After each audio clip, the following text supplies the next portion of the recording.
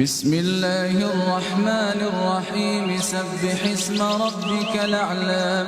الذي خلق فسوى والذي قدر فهدى والذي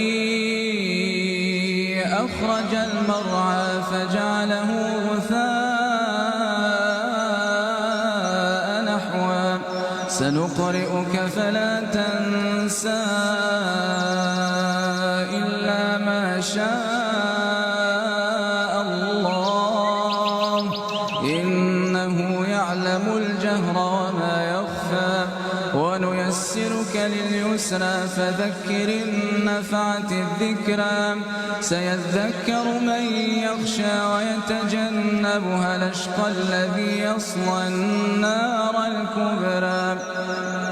ثم لا يموت فيها ولا يحيا قد أفلح من تزكى وذكر اسم ربه فصلى بل تؤثرون الحياة الدنيا والآخرة خير وأبقى إن هذا لفي الصحف الأولى صحف إبراهيم